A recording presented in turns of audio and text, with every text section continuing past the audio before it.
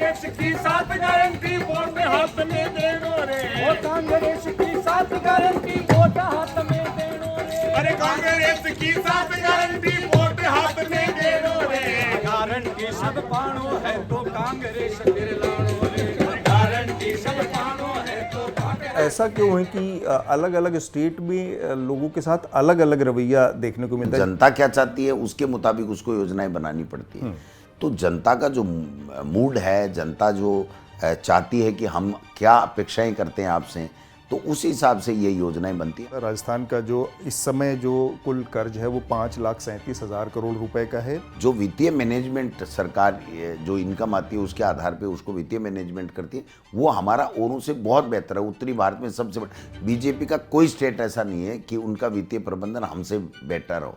और दूसरी चीज, जब मोदी जी कुछ भी करते हैं तो वहाँ वित्तीय प्रबंधन की बात नहीं आती। राज्य में एक बहुत बड़ा मुद्दा बनकर उभरा है पेपर लीक्स का मामला। पेपर लीक एक स्टेट की प्रॉब्लम नहीं है, ये पूरे नेशनल प्रॉब्लम है। जो भी 3-4 पेपर लीक की बात आ रही है, चाहे रीट का हो, चाहे आरपीएससी का सेकंड ग्रेड का हो, उसमें हमारी पुलिस ने, हमारी स्टेट गवर्नमेंट की एजेंसी ने पकड़ा है।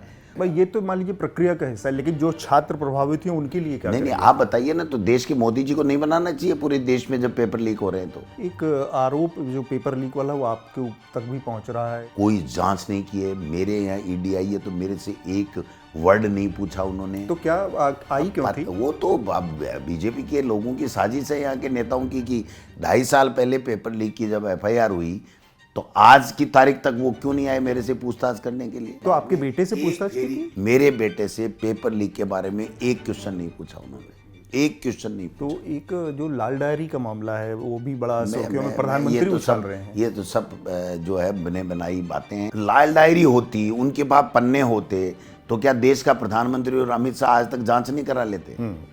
क्या यही केवल भाषणों में ही देने के लिए होती हैं? क्या पेपर लीक होती तो हमको जेल में नहीं डाल देते किसी को, अगर कोई पाया जाता संलिप्त? तो आपके पुराने विधायक थे मलिंगा, उनको लेकर काफ़ी विवाद हुआ, उन्होंने एक दलित कर्मचारी को पीट दिया। कांग्रेस पार्टी का रवैया उनको लेकर थोड़ा सा बहुत डावाडोल रहा शुरुआत में, और अब जाकर उन्होंने टिकट काट दिया। आपको लग रहा है डाउन? पर 2 साल कांग्रेस पार्टी का स्पष्ट रवैया। आपने कार्रवाई नहीं की उनके खिलाफ? कार्रवाई आप बताइए ना, जब टिकट नहीं दी तो इससे बड़ी कोई कार्रवाई है क्या राजनीति में? पर वो तो 2 साल बाद, अब चुनाव के मौके पर वो तो पुलिस इन्वेस्टिगेशन कर रही उसी समय आपको पार्टी से निकाल देना चाहिए था। नहीं, लगातार ये बात सबके सामने है कि कांग्रेस पार्टी के अंदर जो अपनी खींचतान है। हम सब यूनाइट है, कांग्रेस मजबूत है, कांग्रेस ने अच्छा काम किया है। भारतीय जनता पार्टी यहाँ पर विपक्ष की भूमिका निभाने में नाकाम रही है, इसलिए भारतीय जनता पार्टी यहाँ नहीं जीतेगी। Welcome to another election show, news laundry the news minute का इलेक्शन का ये सफ़र अब राजस्थान में है। हम राजस्थान की राजधानी जयपुर में हैं।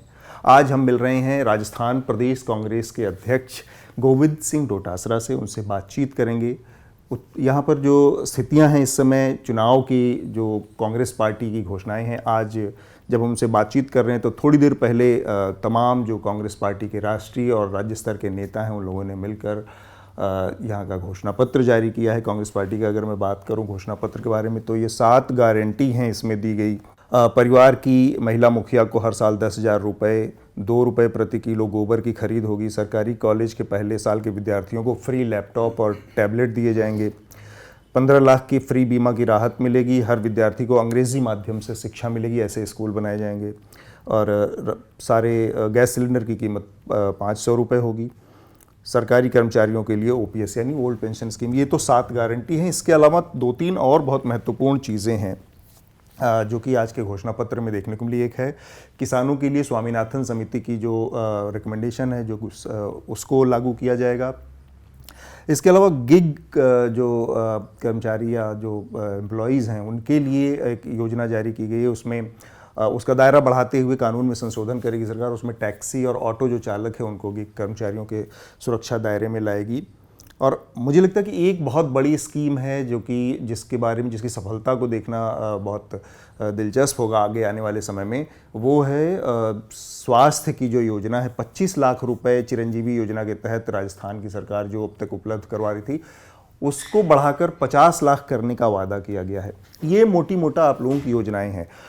मेरा जो पहला सवाल है कि आज भी बहुत सारी घोषणाएं की गई हैं, पिछले बार भी बहुत सारी घोषणाएं की गई थी, और उसके पहले भारतीय जनता पार्टी की जो सरकार थी वो भी लगातार इस राज्य का एक पैटर्न रहा है कि एक बार कांग्रेस आती है, एक बार बीजेपी आती है, एक बार कांग्रेस। तो ऐसा इस बार क्या होने वाला है, या आप लोगों को किस चीज़ का भरोसा है कि आपको लगता है कि ये परंपरा, ये इतिहास टूट जाएगा और कांग्रेस पार्टी को जनता दूसरी बार मैंडेट देने वाली है? देखिए, परंपरा इसलिए टूटेगी कि 5 साल में सरकार ने बहुत अच्छा काम किया है, गुड गवर्नेंस रही है, कोरोना में बहुत बेहतर काम किया है, WHO तक ने हमारे भीलवाड़ा मॉडल की प्रशंसा की है, किसी को भूखा नहीं सोने दिया, किसानों का कर्जा माफ़ किया है, कर्मचारियों के लिए ओल्ड पेंशन स्कीम लागू की है, 10 तरीके से गारंटियां दे करके महंगाई राहत कैंप लगा करके महंगाई से राहत दी है।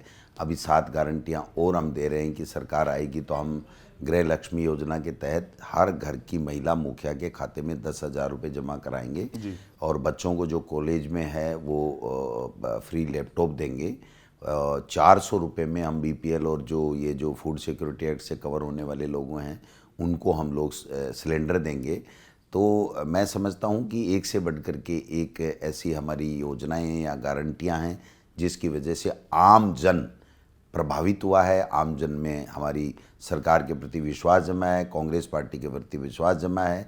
और राहुल गांधी जी ने जो देश के प्रमुख मुद्दे थे उनको लेकर के जो 4,000 किलोमीटर यात्रा की है, फिर खड़गे साहब अध्यक्ष बनने के बाद में जिस तरीके से देश में घूम घूम करके और मोदी जी की सच्चाई बता रहे हैं और लोगों को कांग्रेस से जोड़ने की बात कर रहे हैं और कांग्रेस का इतिहास और कांग्रेस किस तरीके से 36 कौमों को साथ लेकर के चलती है वो सब बातें बता रहे हैं। तो एक लोगों में ये हुआ कि पहले हमने सरकार जब भी कांग्रेस की बनी अच्छा काम किया, बट हमने दोबारा नहीं बनाई, रिपीट नहीं की, तो उससे बड़ा नुकसान हुआ है। और सारी योजनाएं जो कांग्रेस की सरकार लेके आई थी, चाहे रिफाइनरी हो, चाहे बांसवाड़ा का रतलाम का रेल का जो प्रोजेक्ट हो, चाहे कोई दूसरी निःशुल्क दवा की योजनाएं हैं, ये सारी बंद हुई हैं। ये जो आज हम 50 लाख की चिरंजीवी योजना कर रहे हैं, अगर ये सरकार 2013 में वापस आ जाती कांग्रेस की तो तभी आ जाती।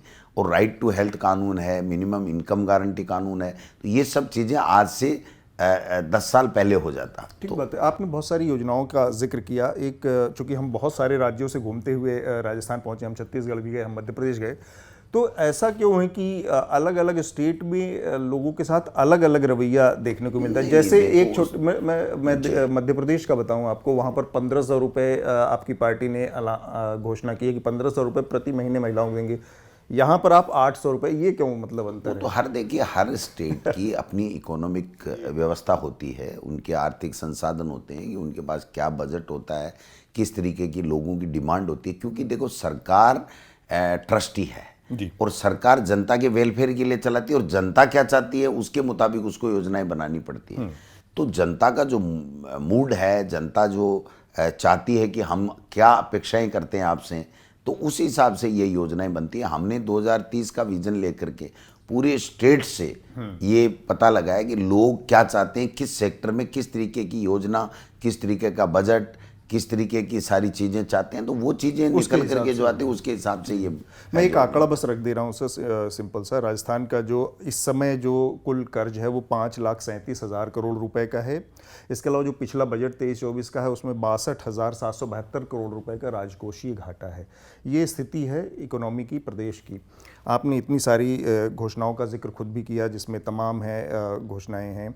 चिरंजीवी स्वास्थ्य योजना, दुर्घटना बीमा, ओल्ड पेंशन स्कीम, वृद्धावस्था पेंशन योजना, 500 रुपये का गैस, स्मार्टफोन, इंदिरा रसोई, अन्नपूर्णा फूड पैकेज, युवा कल्याण फंड, बहुत सारा पैसा अनाउंसमेंट हो गया है। लेकिन जो कर्ज की स्थिति है और जो हर साल दर साल बजट का घाटा है, उसको पाटने की, उससे निपटने की कोई रणनीति नहीं। तो ये योजनाएं लागू कैसे होंगी?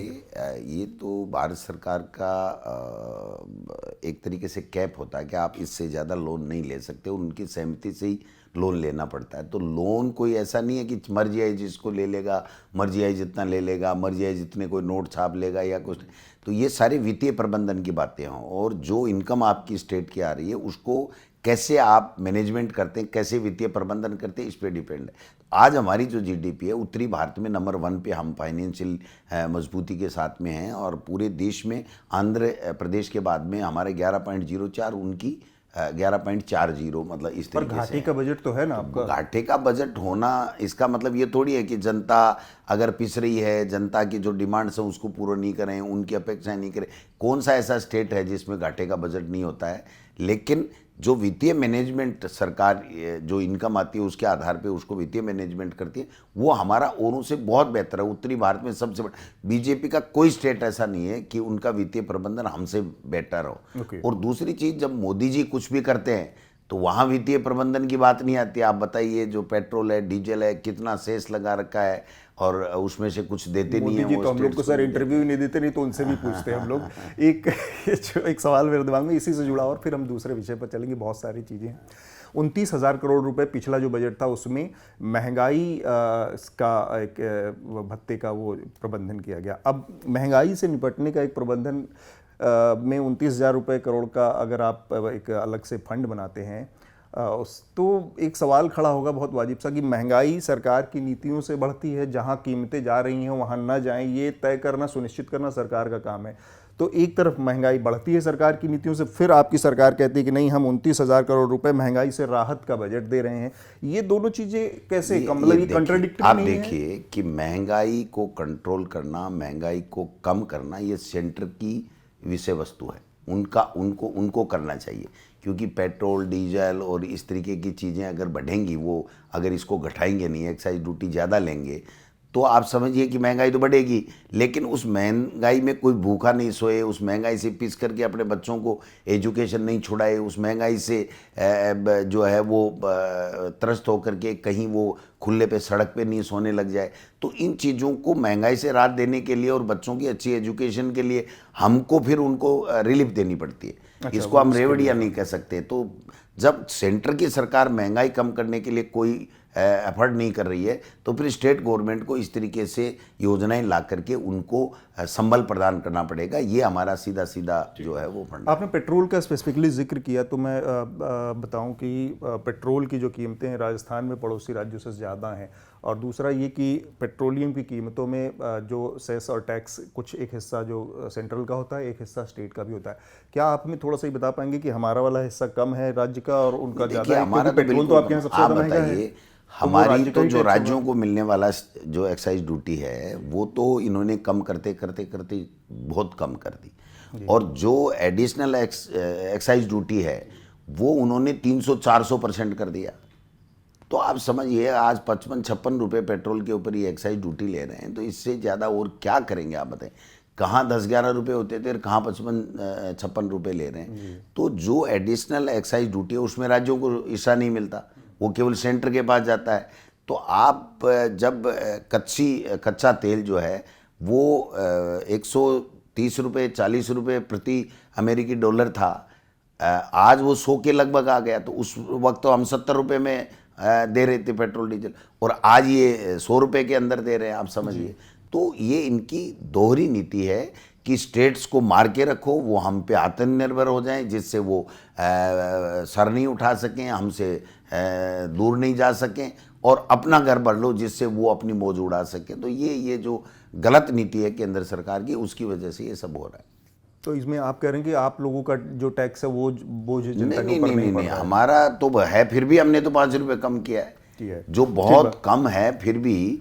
तो क्योंकि देखिए, स्टेट गवर्नमेंट की अपनी संसाधन सीमित होते हैं, तो वो तो जितना कर पाएगा उतना ही कर पाएगा। लेकिन आप एक तरफ तो बढ़ा आप ला दीजिए ना, मनमोहन सिंह जी के सरकार के समय था उतना ला दीजिए, हमें कोई दिक्कत नहीं। आप देखिए, महंगाई भी कम हो जाएगी और स्टेट भी संभल हो जाएगी। जो अगला सवाल है सर, ये राज्य में एक बहुत बड़ा मुद्दा बनकर उभरा है पेपर लीक्स का मामला। 14-15 पेपर पिछले 5 साल के शासनकाल में लीक हुए हैं, उनकी बिक्री हुई है, ये भ्रष्टाचार एक बड़ा मुद्दा बन गया।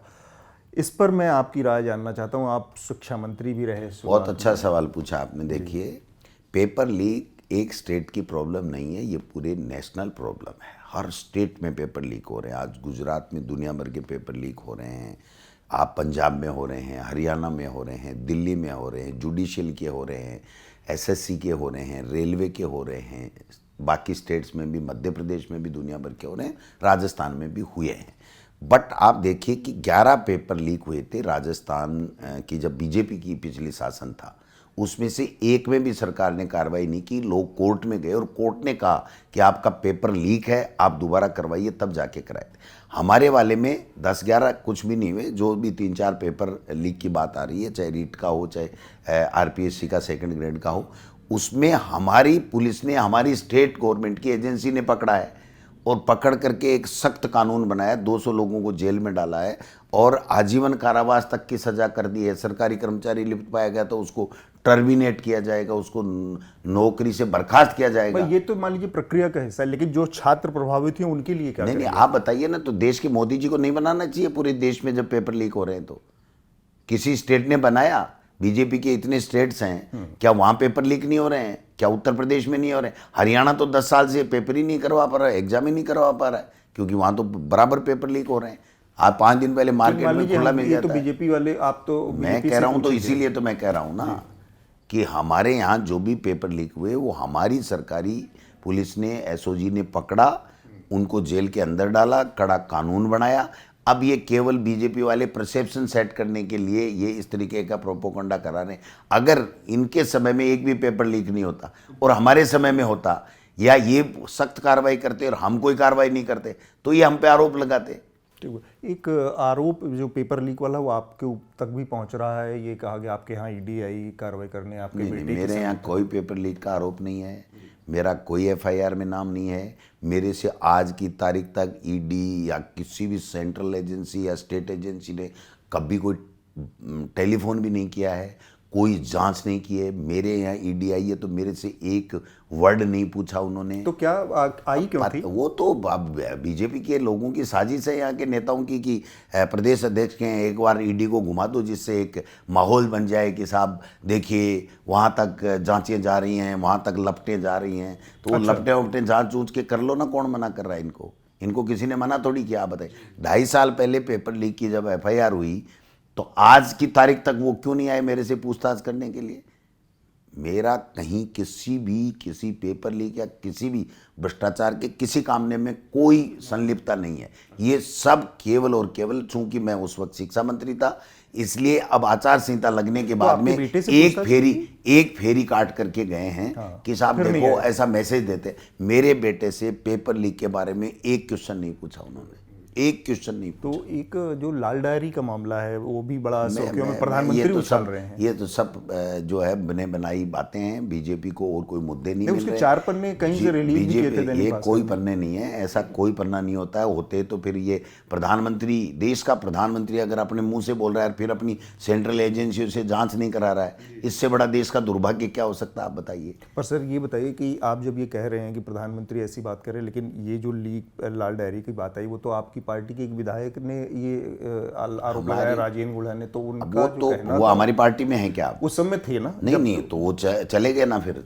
कोई आदमी बगावत करे और चाहे जैसे अनर्गल आरोप लगाए तो क्या हम उसके लिए लाल डायरी एकदम? मैं कह रहा हूँ कुछ है ही नहीं। लाल डायरी होती, उनके पास पन्ने होते, तो क्या देश का प्रधानमंत्री और अमित शाह आज तक जांच नहीं करा लेते? क्या यही केवल भाषणों में ही देने के लिए होती हैं क्या पेपर लीक होती तो हमको जेल में नहीं डाल देते किसी को अगर कोई पाया जाता संलिप्त तो ये तो सब परसेप्शन बना करके, सरकार को बदनाम करके कैसे हम लोग चुनाव जीतें, क्योंकि इनके पास में मुद्दे नहीं है।